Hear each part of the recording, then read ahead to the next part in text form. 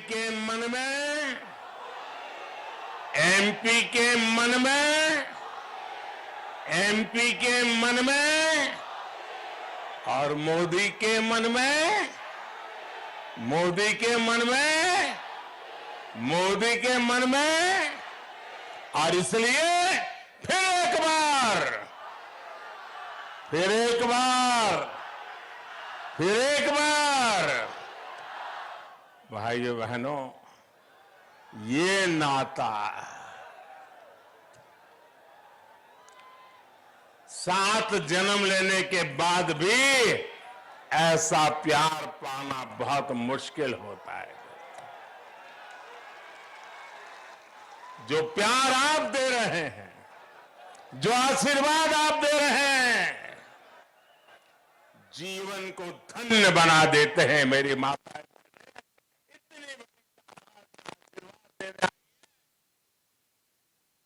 धन्य हो जाता है।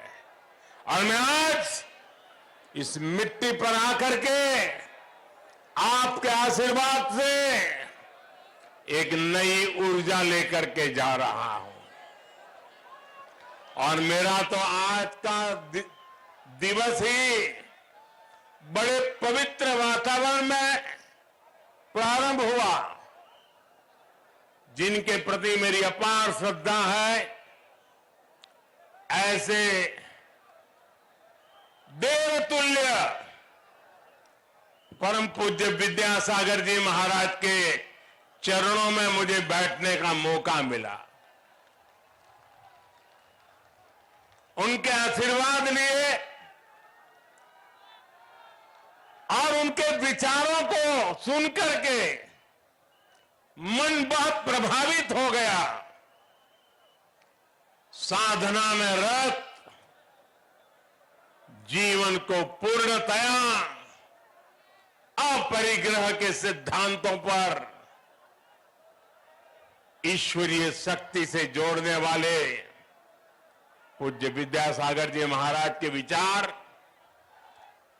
उनके आशीर्वाद आज के दिन की मेरी शुरुआत नई प्राण शक्ति बन गई है। और आज यहां पर मुझे आपके आशीर्वाद, जनता जनार्दन के आशीर्वाद, ये अपने आप में बहुत बड़ी ताकत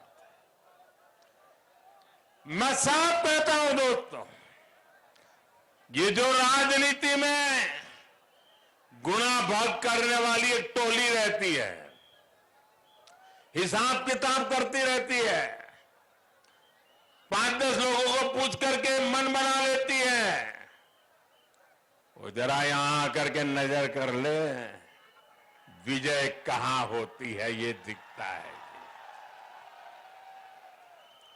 हमारे सांसद महोदय मुझे कह रहे थे कि 30 साल के बाद कोई प्रधानमंत्री यहां आया है।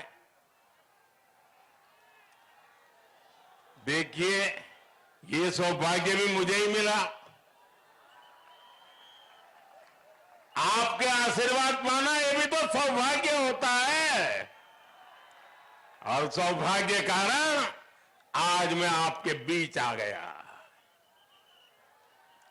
मेरे परिवारजनों, एमपी के मन में मोदी क्यों है, इसका एक उदाहरण पीएम गरीब कल्याण अन्न योजना है।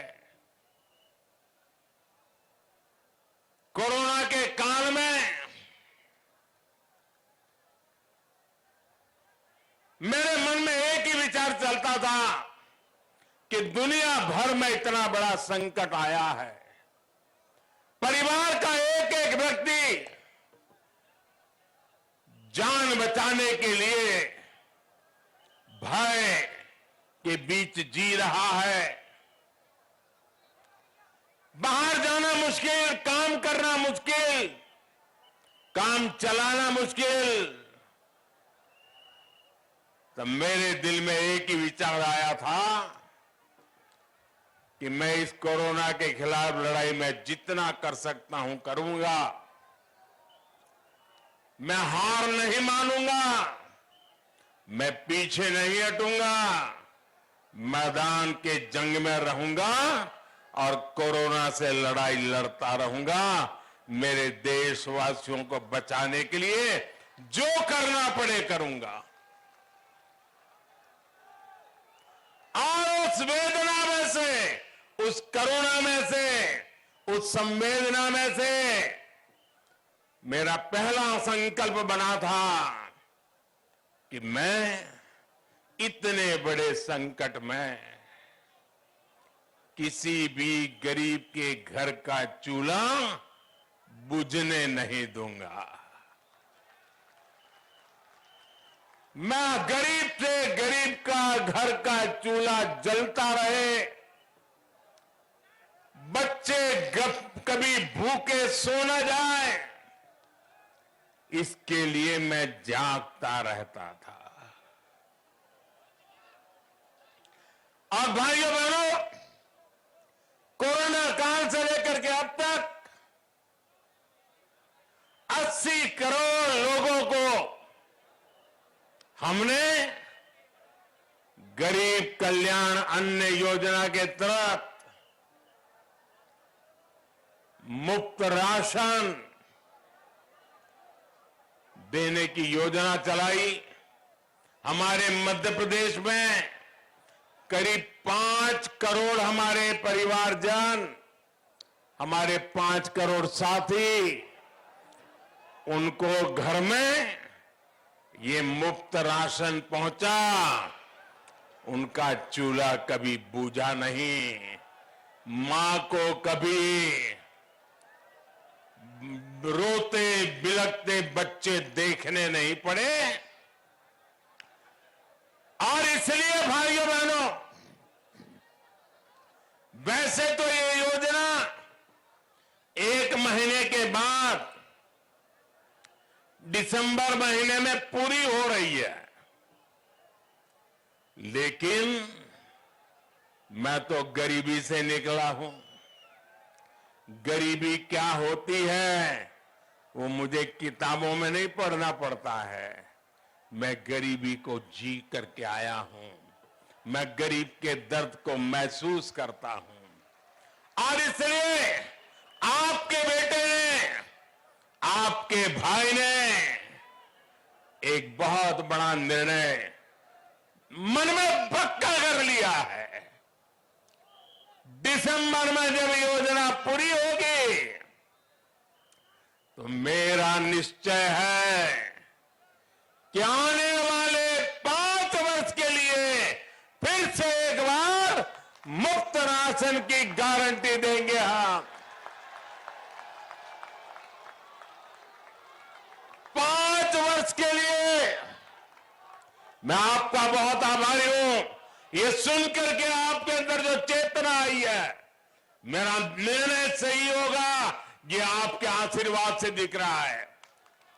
और इस पर केंद्र सरकार लाखों करोड़ रुपया खर्च करने वाली है।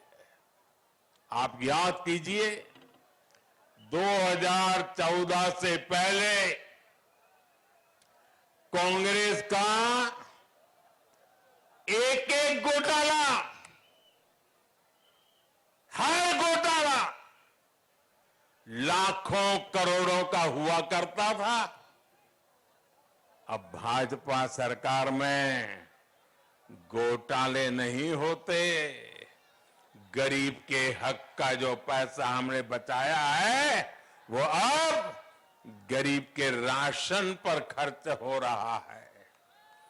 घोटालेबाज कांग्रेस सरकार और गरीबों की भाजपा सरकार में यही सबसे बड़ा अंतर है।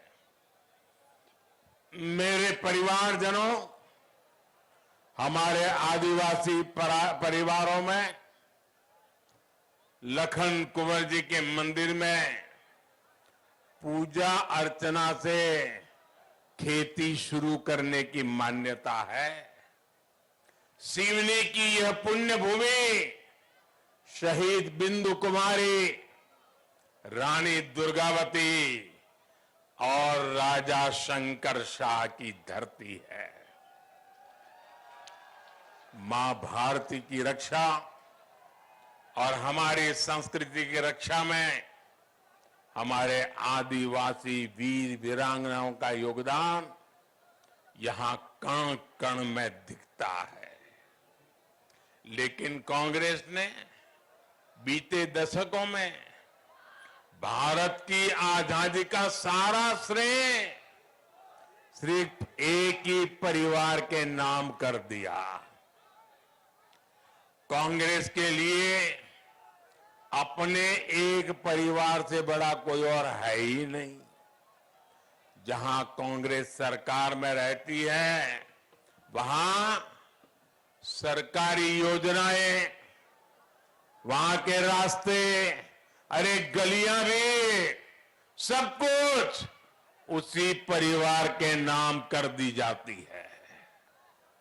यहां तक कि एमपी के घोषणा पत्र में भी सिर्फ वही एक परिवार दिखता है। साथियों, ये भाजपा है जिसके लिए हर गरीब, हर पिछड़ा, हर दलित, हर आदिवासी भाजपा परिवार का सदस्य है, मेरा परिवारजन है। ये भाजपा ही है जिसने आदिवासी समाज के विकास के लिए अलग मंत्रालय, अलग बजट बनाया। आजकल एक कांग्रेस के नेता आदिवासियों में जाकर के झूठ फैलाने की फैक्ट्री खोल रहे हैं, भांति भांति के भ्रम फैलाने का प्रयास कर रहे हैं। कांग्रेस वालों के तो मुंह में आदिवासी नाम शब्द शोभा नहीं देता है। कोई मुझे बताए भाई, आप मेरे सवाल का जवाब देंगे? मेरे सवाल का जवाब देंगे? सबके सब देंगे? क्या ये आदिवासी समाज भाजपा सरकार बनने के बाद आया क्या ये हमारा आदिवासी समाज सैकड़ों सालों से है कि नहीं? क्या ये हमारा आदिवासी समाज भगवान राम के जमाने में था कि नहीं? क्या हमारे इस आदिवासी समाज ने राजकुमार राम को पुरुषोत्तम राम बनाया कि नहीं बनाया? ये हमारे आदिवासी समाज ने भगवान राम को भी संभाला कि नहीं संभाला?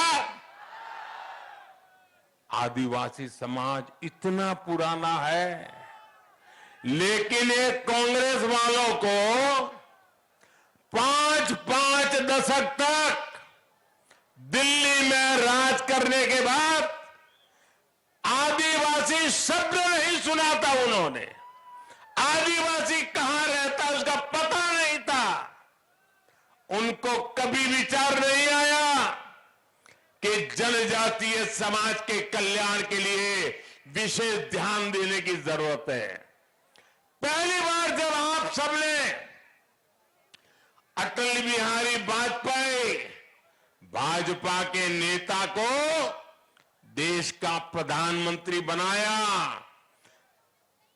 आजादी के 5-6 दशक के बाद ये अटल जी थे, ये भाजपा सरकार थी, ये हमारे संस्कार थे।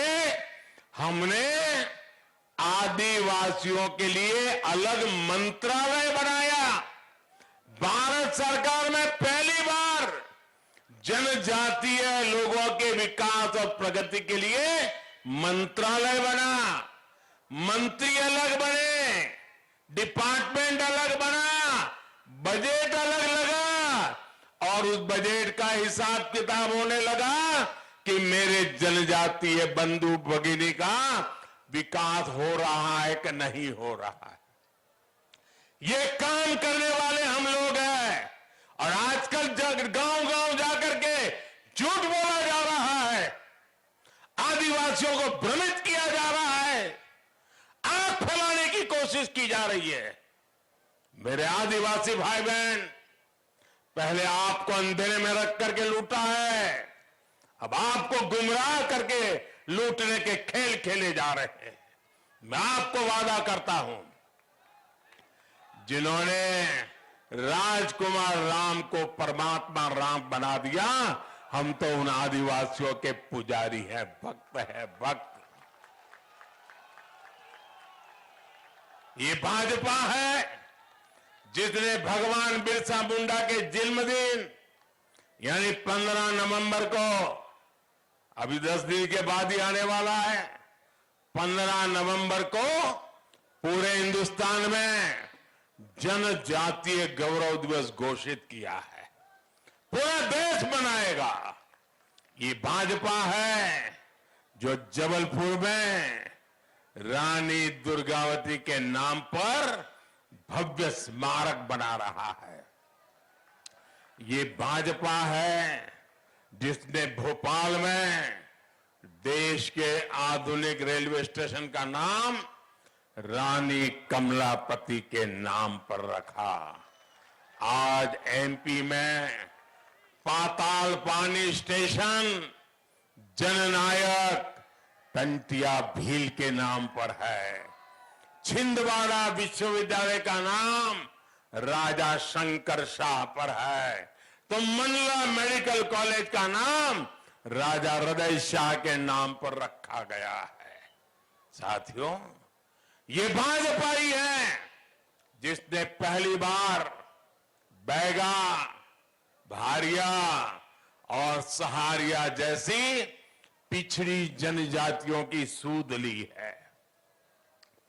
इनके विकास के लिए भाजपा सरकार 15,000 करोड़ रुपए का एक खास मिशन शुरू करने जा रही है। आपने पीएम विश्वकर्मा योजना के बारे में भी जरूर सुना होगा।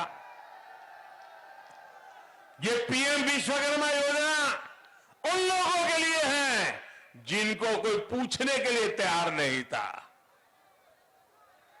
ये विश्वकर्मा समाज कौन है भाई? हमारे कुम्हार जो मिट्टी का काम करते हैं, हमारे लोहार जो लोहे का काम करते हैं, हमारे राजमिस्त्री जो मकान चुनते हैं, हमारे बढ़ई, हमारे कपड़े धोने वाले भाई बहन, कपड़े सिलने वाले भाई बहन, ऐसे अनेक लोगों के लिए हमने प्रधानमंत्री विश्वकर्मा योजना बनाई है और करीब करीब 15,000 करोड़ रुपया उनको नए औजार लेने के लिए, ट्रेनिंग के लिए और आगे चल करके बैंक से पैसा उनके कारोबार को दुनिया में फैलाने के लिए।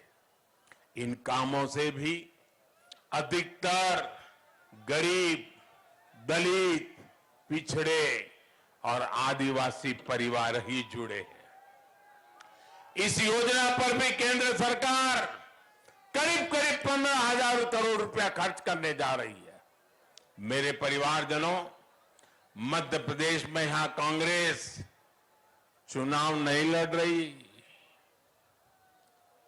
आपको आश्चर्य होगा, मैं कह रहा हूं मध्य प्रदेश में कांग्रेस चुनाव नहीं लड़ रही है। उसको चुनाव जीतना नहीं है, उसको मालूम है। वो तो चुनाव लड़ने का ढोंग कर रही है ताकि कहीं डोनेशन वोनेशन इकट्ठा करने के लिए मौका मिल जाए। असली लड़ाई क्या चल रही है? कांग्रेस मुख्यमंत्री की कुर्सी के लिए नहीं लड़ रही है। वो तो उन्होंने माना है तो भाजपा का यहां पक्का है। लेकिन क्यों लड़ रहे हो?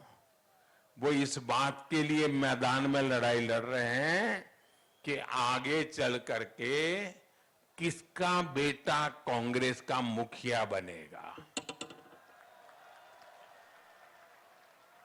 कपड़े फाड़ने में लगे हैं, एक दूसरे के कपड़े फाड़ और लड़ाई यही है कि इसका बेटा कांग्रेस पे कब्जा करेगा कि उसका बेटा कांग्रेस पे कब्जा करेगा।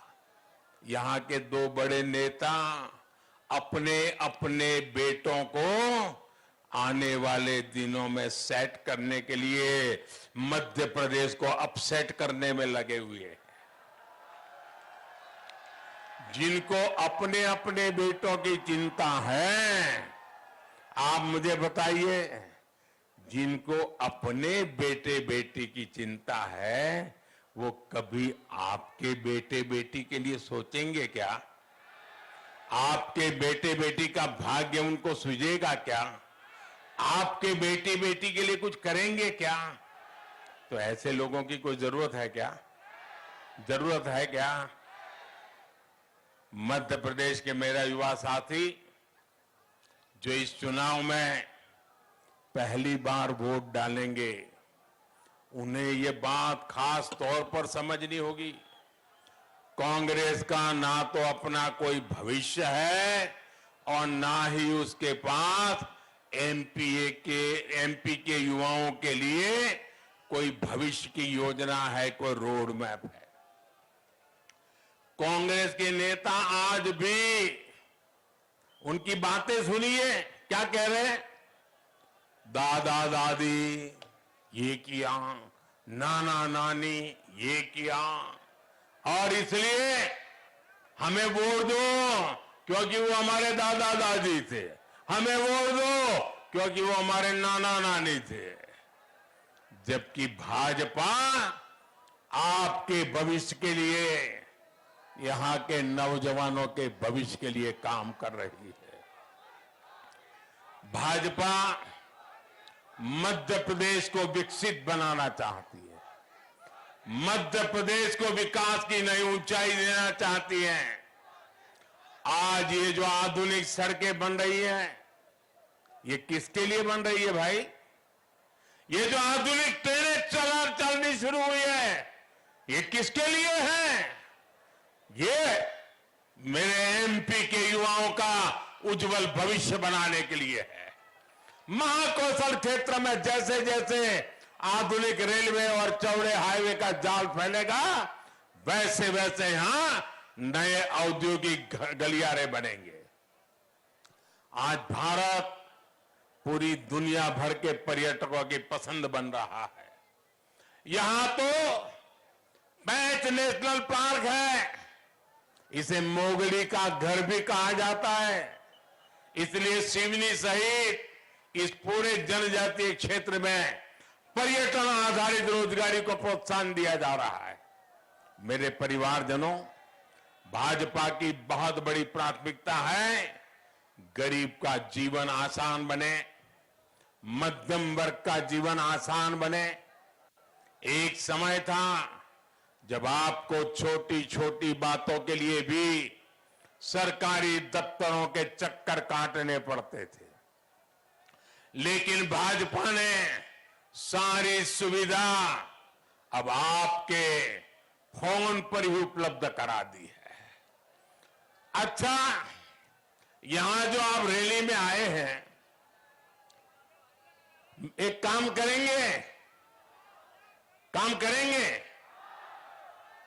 एक काम कीजिए, आपका जो मोबाइल फोन है ना, वो जरा हाथ में लेकर के मुझे दिखाइए।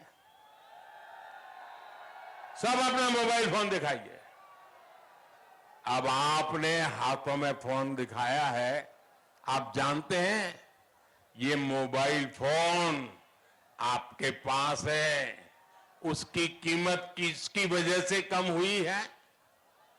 ये भाजपा सरकार की वजह से कम हुआ है। अगर भाजपा सरकार नहीं होती तो आपके पास जो मोबाइल है उसकी कीमत आज भी कई गुना ज्यादा रहती। भाजपा सरकार की नीतियों की वजह से आज देश में सस्ते स्मार्टफोन बन रहे हैं। मेरे गरीब भाई बहनों को भी अच्छे फोन उनके हाथ की शोभा बढ़ा रहे हैं। जब कांग्रेस सरकार थी तो हमारे देश में मोबाइल फोन बनाने वाली सिर्फ 2 फैक्ट्रियां थी। कितनी फैक्ट्रियां थी? मोबाइल फोन बनाने की कितनी फैक्ट्रियां थी? जरा जोर से बोलिए, कितनी थी? आज भाजपा सरकार में 2 से बढ़कर के 200 से ज्यादा फैक्ट्रियां मोबाइल फोन बना रही है।